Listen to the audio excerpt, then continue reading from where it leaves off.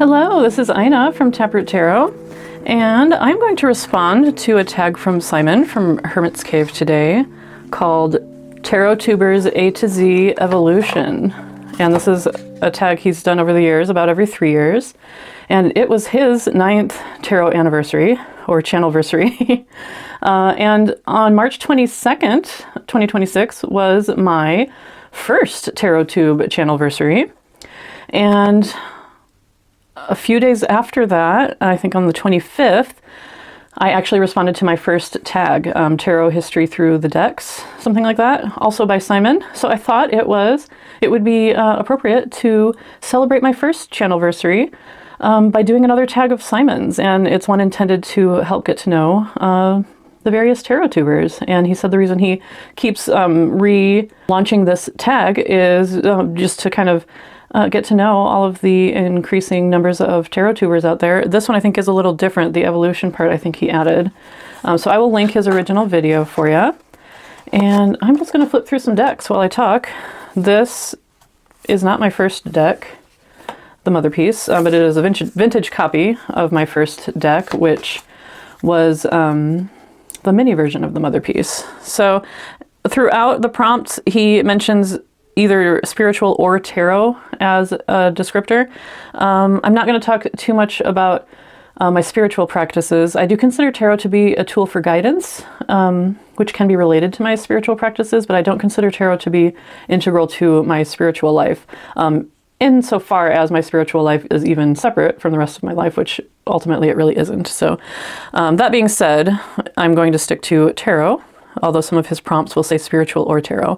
So what sparked your tarot awakening? And that was being in a witchy class. It was a year-long class at my local metaphysical shop. And it was when I was 40 years old. I had been exposed to tarot since I was a teenager and young adult in the 90s, but it didn't really speak to me or appealed to me at that time. And I've talked about this on a couple of other videos, so I won't get into too much detail. But this deck, as problematic as it is in certain aspects, this deck really spoke to me when I first saw it. And when I first saw it was at this class. The teacher got out a bunch of tarot decks for us to just kind of interact with, and I don't even remember any of the other ones she set out. This was the only one that caught my attention, and it wasn't just my attention, it really just energetically called to me. So I wanted a larger version of the art. I haven't used this version of the deck because it's a vintage copy, but I decided as long as I'm getting a larger version of the art, I may as well get a collector's copy of it. So I still love this deck while recognizing some of the appropriative kind of misunderstanding kind of aspects of it. And it changed tarot. Like, it was revolutionary for tarot, and it wasn't just, the creators were white women, but I've heard so many stories of women and others, women and femmes, people of all different backgrounds who felt excluded by the high magic style of tarot, feeling included, and this really just changing their lives, this deck. So I think it's a really powerful deck, and it will always hold a special place for me, though I don't work with it so much anymore. B is for beliefs. What core beliefs guide your practice today? I would say kind of almost radical open-mindedness and an admission that I know enough to know that I don't know anything. And so I don't have specific beliefs on how tarot works or anything like that. I just know what I observe, which is that it does work. And, I've known people who were both believers and skeptics to be equally dogmatic. And my comfort spot is kind of admitting that I don't know, but accepting that it does work somehow.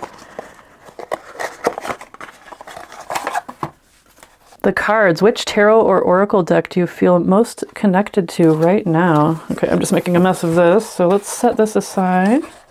A couple cards that were neglected. And let's bring this guy out. This is a newer deck for me, Le Véritable Tarot de Marseille. by Chris Hadar. This is the vintage copy. And if you go back to a recent video that I made on modernized Tarot de Marseille decks, you'll see why I got the vintage copy. But this is quickly becoming a favorite deck of mine. It is absolutely gorgeous, and I'm just really connecting with it right now. If you want more details on that, do check out a couple videos ago on a modernized bunch of Tarot de Marseille decks. D, daily practice. Do you have a daily tarot routine? I do, but it changes, and it's important to me that it changes, or I won't stick to it. So if I try to be too rigid and it becomes work, then I'll stop doing it. So if my routine starts to feel less appealing, I just change it, and I have found that to work well for me. I really enjoy journaling, and I often regret when I don't journal, because sometimes I'll do a pull and I'll be like, wow, this is so meaningful, and I'll take a picture of it. And later on I'll look at it, and even though I remember the question and I have the picture of the cards right in front of me, I cannot remember how I read them in the moment. Like, that message is gone because I didn't write it down. So sometimes I regret not journaling, but other times journaling becomes too tedious and I just want to read the cards. So I'll go back and forth on that for sure, and just do what works for me each day. E, evolution. How has your practice evolved over time? So I started working with tarot in 2019 and first got into the mother piece, and then quickly after that switched to Tarot de Marseille and other PIP decks. So I've never really worked with RWS. I don't come from that perspective. Most of you probably know that, but I feel like I have to repeat it because it's often assumed that everybody's coming from RWS, and it's not always true. But even working with PIP decks for years, I was still looking up individual meanings, which is not, really how you read PIP decks. But it was a way that I was learning how to relate to the cards, and that was fine. I just probably spent too long doing that. It wasn't a very dedicated practice, but it was one that I enjoyed. It did mean that every time I did a draw, it would take some time. I would look up meanings and then journal on how I related to those meanings for each individual card. And I got sick of that for sure. And so in 2024 is when I decided to start really doubling down on learning how to read tarot in combination, without considering individual meanings as much, reading them as a spread, and reading, PIP cards in a way that is just a little more useful, I think. So I've been working on that since 2024. Now, I have gotten to the point where I'm getting better at that. I still have, learning to do, of course. But I've gotten some decks, such as the Mythweaver Tarot by Lelania Simone, that really do benefit from looking up the cards and journaling on those cards. So I've kind of started to get back into, go back to my roots a little bit for the decks that it's appropriate for, such as the Mythweaver Tarot. This is one of my very first decks, Tarot de Maria Celia, or De Maria Celia by Leonard Jim Narciso. And I absolutely love this deck. It holds a very special place for me. So evolution, while I continue to learn reading techniques, I have started to incorporate for certain decks, continuing to look up card meanings and journal on them like I used to. F, favorite, your all-time favorite deck and why? And I'm just going to say TDM, and I'm not going to choose one of them, and you can't make me. But Tarot de Marseille is my favorite. I love other historical decks as well, such as the Minchiate, the Bolognese pattern. But the TDM and its derivatives have had so much energetic focus and attention on them that there's just a lot of weight behind them. And as a TDM reader, that is a positive thing. Now, I think there's also a lot of weight and energy behind the RWS cards. And for an RWS reader, I think that's really beneficial. For me, I just don't relate to RWS meanings and cards. It kind of prevents me from using a lot of RWS cards if it's too overt, because there's just a lot of energetic precedence and history behind each card, which is, I find distracting as a TDM reader. But the TDM deck itself, having that energy and precedence and history behind the cards, that's a good thing for a TDM reader, in my opinion. So G, guides. Do you work with spirit guides, ancestors, or a higher self? I'm sure I do. I wouldn't presume as a mere mortal to figure out who or what those are. But I've always kind of had the feeling that I have a council behind me. I think that's a really common human experience. So I've kind of had that from a young age, and I think a lot of people do. And I don't deny that, and also don't try to, you know, figure out too much into it, you know, or try to understand things that aren't for my mortal mind, I suppose.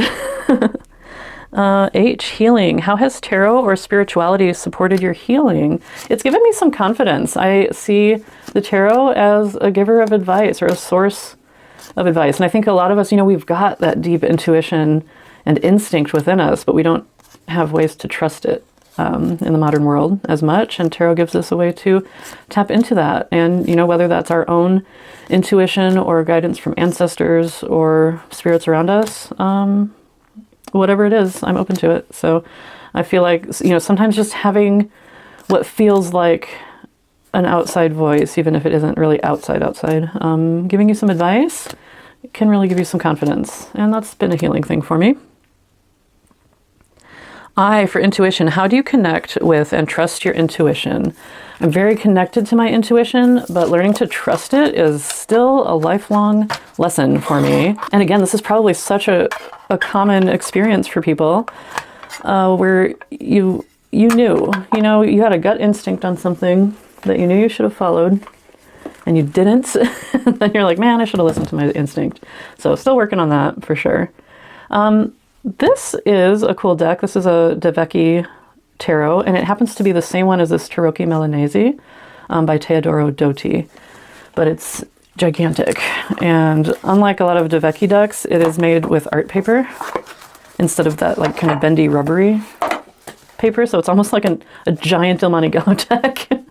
And a lot of people complain about it because the colors are different from card to card, and I think that's a aspect of the original cards, I would guess. J, journey. Describe your tarot journey so far. I have a couple of videos on this. So again, I was exposed to tarot when I was much younger. Didn't really connect with all of the 90s RWS derivatives that I was seeing. And I was kind of like, I was skeptical, I should say. Like, it just seemed like, how could these cards with like, you know, kittens or fairy art or whatever, or medieval, like modern fantasy version of medieval art, how could those be inherently magical? And so I had a little easier time believing in that runes could work. I was a skeptical little kid or teenager. Little did I know that the runes, as they were done in the 90s, were actually appropriated I Ching meanings. And so this book that I got for $1 somewhere at like a used bookstore, which I still have somewhere, was just probably derived from the I Ching and wasn't really, I guess, based in Scandinavian or Northern European culture, which is something even, you know, in the 90s I was trying to be mindful of not being too appropriating. So I was into runes. I couldn't buy my own. I had this $1 used book, and then I made runes from paper and later cardboard. So I was open to the divinatory arts. I just hadn't connected with tarot yet until 2019 when I was 40, and I just happened to see a tarot that I connected to, and I don't know, just really felt like, oh, there's more to tarot than what I was exposed to in the 90s. And it's all history from there. If you told me at that time that I would be where I am at right now, that I would have started a tarot channel because I got obsessed with tarot history, I would not have believed you. So, you know, it really started out more as a mindfulness practice and a more psychology-based practice, and then it has developed from there. So I'm very much more into like folk cartomancy and traditional card reading, probably, you know, what existed pre-esotericism. Pre-esotericism being layered onto the cards, or onto the tarot, I should say. And again, like I said, I just got obsessed with tarot history and really craved an outlet for my thoughts on it, and that's what prompted me to start a channel with some encouragement from Simon. At that time, he just happened to put out a video. I think it was in a live when someone asked about starting a channel, and he was like, go for it. There's a ton of tarot channels, but if we all have something to say and something to contribute. So that was encouraging. Knowledge for Kay. How do you learn and deepen your understanding of tarot? I do a lot of reading. I watch a lot of videos. I'm still very much in the learning phase, even 7 years into studying the tarot. But one thing I've learned in my professional life is that you can have all sorts of professional training under your belt, but what you learn most from is experience of working with the people that you're supporting. So, of course, I do gaze at the cards. I've noticed the differences. I look a lot into history. I look a lot into, advice from various people on how they read and how they interact with their querents and all that stuff. And I haven't started reading for other people yet. And I know from experience with other endeavors, that's really where I'm going to do my most learning. I'm going to learn the most from the people I support. That has always been the case for me. So that's something to look forward to in hopefully the near future. L is lessons, a powerful lesson the tarot has taught you. Well, going back to that intuition aspect, I think I'm learning to trust my instinct and intuition a little bit more in a more, I guess, structured way, thanks to the tarot. M is for myth or misconception, a common myth about tarot you'd like to debunk. So I see a lot of people mentioning Marseille meanings for cards, and there aren't Marseille meanings. The TDM is special because it is the deck that inspired an enormous popularity around reading tarot, thanks to Coeur de Gébelin happening to see it, in the late 1700s being played on a street corner somewhere and not knowing what it was. And to be fair to him, they didn't know what it was or the history of it at that point. The Italian origins of tarot really wasn't solidly understood until the early 1900s when the Visconti decks were first made public. So that's over 100 years. That's like 150 years of people just not knowing where these amazing looking cards came from. And so you can't really blame them for making up all sorts of stories about it. So that being said, there is no one way to read TDM. TDM just happens to be the deck that was noticed, and I don't know, I guess given a lot of attention.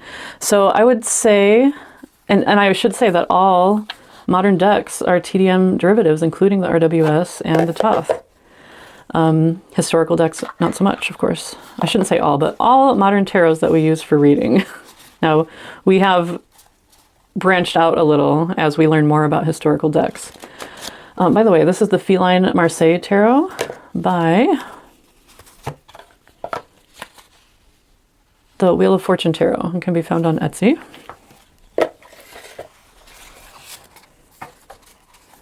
So yeah, that is just, and when you read pip cards, you're not reading a meaning off of that card. You might start with a basis of, maybe a number meaning and a suit meaning, not really a meaning, but more of an association. And that sparks your intuition to find the meaning in that card compared to the spread position and the cards around it. So there isn't really one card, one meaning. So when people say Marseille meanings, I would probably push back and just say, well, there aren't really Marseille meanings. So that was M, a myth. Now, N for now, what is your current focus in your practice or life? So my focus is continuing to gain confidence in my tarot reading skills and eventually read for others. And, like a lot of people, I'm a working class person, and I don't really belong to a social class of people who gets to completely retire ever. Everyone in my family, we all do gig work or side work or jobs into our old age. And so now in my late 40s, I'm just trying to build some skills that, can last into my old age as a profession. Once I'm no longer physically able to continue my current, more physically laborious profession. So That's one focus, but beyond that, I want to be of service to people. All of my professional history has been in service to others, and so that is my focus as becoming a skilled enough tarot reader to be of service. I would love to be just that wise crone in the neighborhood that people go to for advice. That would be awesome. So I guess that's not my now. That's what I envision for my future, but the focus that I have now is getting to that point. O is for Oracle. Do you use Oracle cards? And if so, how do they fit into your readings? I do. I just have a few that I think are pretty and go well with the cards that I prefer to use. And I usually draw one at the end to top off a reading. And I am just shocked at how well they work, like blown away. Sometimes I'll pull an oracle at the beginning to kind of set the tone for a reading, especially if I don't have a specific question. But yeah, especially, pulling one at the end is risky because that could really derail your whole reading. But it hasn't been a problem so far. I'm always surprised at how well it works. But I will admit, I mostly am drawn to oracle cards by their appearance and how pretty they are. And maybe it's because, as a historical deck reader, the addition of oracle cards kind of allows me to add in some of those more modern, pretty aspects. P is purpose. What role does tarot play in your life purpose? So my life purpose, I guess I mentioned that already, that my life purpose is to be in service of others, to help people out. That's what my professional life has always been focused on. So yeah, I would say that my hope to become a professional tarot reader someday, years in the future, is in alignment with that. Q is for question. What's your favorite question to ask the cards? Here's Tarot de Marseille by Pablo Robledo. My favorite question to ask the cards, usually what my role is in a situation. It's usually some version of that, because I am sometimes too much of a helper. I do want to get involved, and sometimes that's not always the best thing to do, or I don't always know how to get involved in a situation. So there's that. Other times, there are times when I know I'm going to have a socially awkward situation come up, and man, have I gotten some great advice on handling those situations from the tarot. So it's usually some version of how do I act? How do I people? Tell me how to people, please. And R is for ritual. Do you have any rituals before or after readings? I do have a certain way that I shuffle, which has changed. I loved cards as a kid. I loved staring at them. I loved playing cards. And so my dad taught me to riffle, shuffle, and overhand shuffle as a kid. But the way I was taught to overhand shuffle was long ways like this. So I've had to actually change the way, or I haven't had to, but I have over the past year changed to this way. Now, it used to be that it was the overhand shuffle that would kind of get me into the mindset and get me to the point where I felt like, okay, now I'm done shuffling. You just get that feeling. I love this devil so much. And I wanted to switch the way I overhand shuffled, which, could have caused some problems, but it actually didn't. It was no problem. I was actually surprised how easily, after a lifetime of shuffling a specific way, how I was able to learn a new way and adapt that as my ritual. Now, sometimes afterwards, now there have been times when I have, lit a candle and all this stuff, surrounded my space with stones. I don't do all of that anymore because then I would just never read. There are some times when that feels appropriate, but not always. But I guess this could be a ritual, but if I have a deck that it feels like it's been overworked and needs a break, I will put it on this selenite slab just to give it a little cleansing. I even just kind of keep it in this velvety bag, and I put the deck right inside the bag with the selenite. And I don't know if that does anything. I couldn't say for sure, but it's supposed to, and I don't necessarily disbelieve it. So it does seem like it just refreshes the deck a little bit. And that kind of brings me into S, spiritual tool. Besides tarot, what other spiritual tools do you use? And I'm going to change that for myself to divinatory tool. I mentioned runes, and I no longer have the paper or cardboard ones of my teenage years, but in my early to mid-20s, I made these. So these are over 20 years old. I was living on the land off-grid in Northern California, way Northern California, like Not the Bay Area, that's the middle of California. I was up in the mountains. So these were, I think, Douglas fir that was around that we were using for firewood. And I burned them in the wood stove and then etched runes into them. So this is an old set of runes that I still get out on occasion.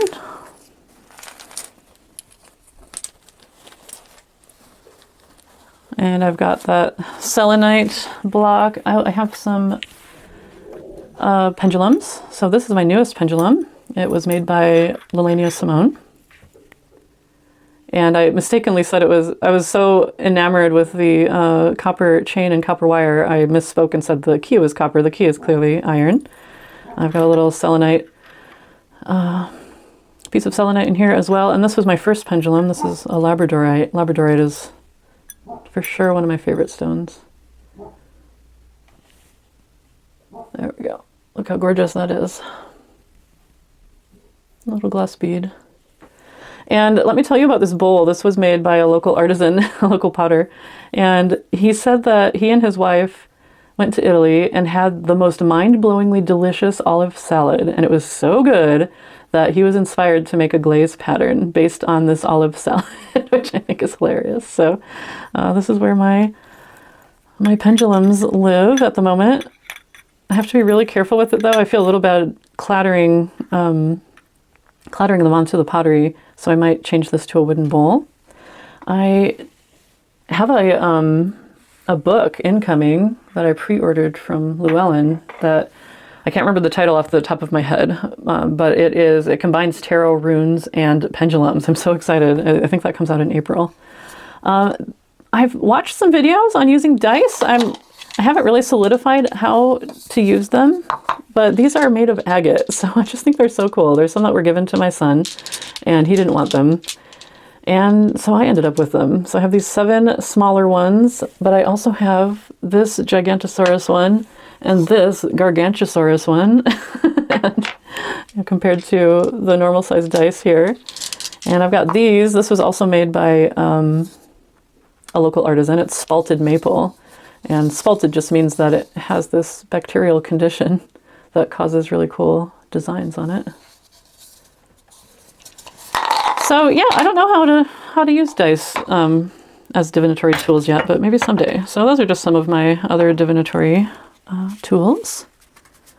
T for transformation. How has tarot transformed you? I have had like a total brain transplant, I swear. Like the stuff I have in my head about tarot, especially just from the last about 2 years when I really got into historical tarot, it's like, yeah, the stuff in my head has completely transformed. And what I know about tarot now, and I'll know that when I go back and reread something that I read in my earlier tarot days, and now it has a completely different meaning to me. Look at the little chickens.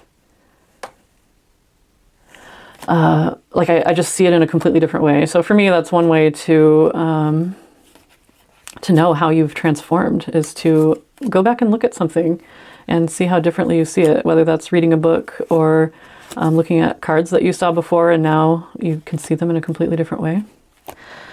You, unpopular opinion. An unpopular or unique opinion you have about tarot. I find the Tarot Tube community to be very accepting, so I wouldn't consider this well, it's unpopular in the sense that not many people share my opinion, but not unpopular in a negative way. And that opinion is that I don't like layering meanings or other systems onto the tarot. And I think probably the one I get the most, or people are most maybe resistant to, you know, not in disagreeing with me, but just not like picking up on it, is elements. I don't put elements onto suits. And I do repeat that a lot, and I find that I kind of have to, because I still end up in conversations where it's being assumed that the suits are associated with elements. And that's just not how I see them. I see that as an additional symbolic layer that, in my opinion, isn't necessary. But like I said, I've said before, it is helpful for other people. It's just not my cup of tea. Another little birdie, like the doll. All right. Values. What values are important to you as a reader? So as a reader, it is so important to me that I don't give people bad advice. And that really scares me, the idea of giving somebody bad advice. And so just being really solid in in my skill set, but also, I don't know, just, maintaining enough integrity to know, where I might be, I don't know, giving bad advice or letting my own opinions infiltrate, that kind of thing. That just, it freaks me out, the idea of accidentally doing that to somebody. So yeah, my values would include doing everything I can to avoid that and to learn to give people the best advice via the cards as I can. W is for wisdom, a piece of wisdom you've gained through the tarot. This is the hardest one, and I think I had an idea for an answer, and now I'm forgetting it.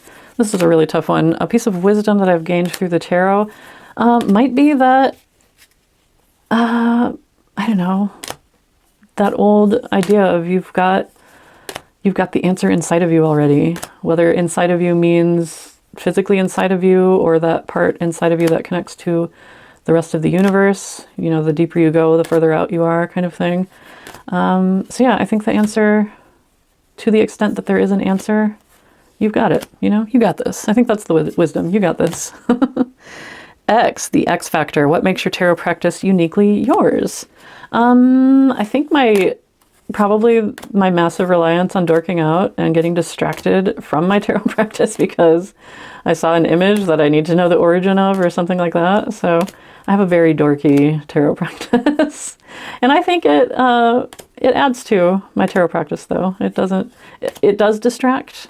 Vincent Petici has warned against being a tarot scholar and letting that distract from being a reader, and that I do let that happen. But I feel like I had to solidify the scholarship and really understand what I'm doing before I could suspend disbelief enough to work on my reading skills. Y is for you. How do you bring your authentic self into your practice? Just be as big of a dork as I feel like being. So if I want to get super nerdy, I will.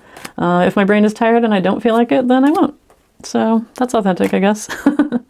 And Z, Zenith. What would your highest expression or goal in tarot look like?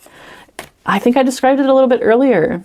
Just being the neighborhood crone that people know to go to for advice. Like, I don't know what to do. I could use, a shoulder to lean my head on.